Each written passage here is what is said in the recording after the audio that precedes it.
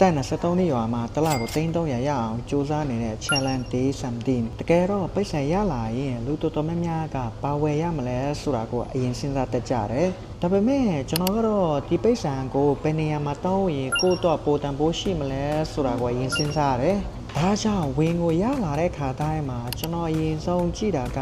business တော့လိုအပ်တာတွေ software တွေ marketing တွေ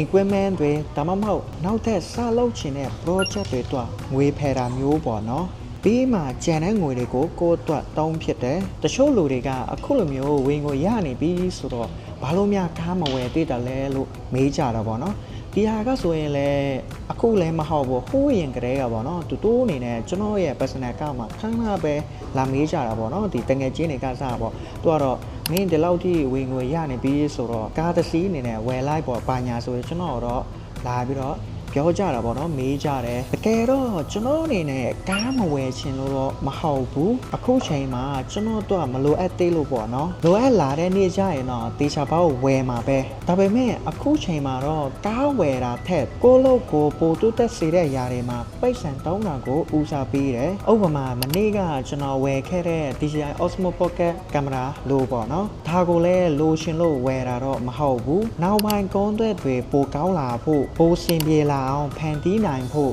လိုအပ်မယ်လို့ယုံကြည်လို့ဝယ်ဖြစ်ခဲ့တာပါဒါပေမဲ့ပစ္စည်းတစ်ခုဝယ်လိုက်ရုံနဲ့တော့ investment မဖြစ်သေးဘူးအဲ့ဒီပစ္စည်းကိုတကယ်သုံးချနိုင်ပြီးကိုယ့်လောက်ကိုပိုတန်ဖိုးရှိလာအောင်လုပ်နိုင်မှ investment လို့ကျွန်တော်မြင်တယ်ဒါကြောင့်ကျွန်တော်တော့ပိတ်ဆံဘယ်လောက်ရှာနိုင်လဲဆိုတာထက်ရှာထားတဲ့ပိတ်ဆံကိုဘယ်လိုသုံးချရမလဲဆိုတာကပိုပြီးတော့အရေးကြီးတယ်ဒါတော့လူတိုင်းဒီလိုလုပ်ရမယ်လို့ပြောတာတော့မဟုတ်ပါဘူး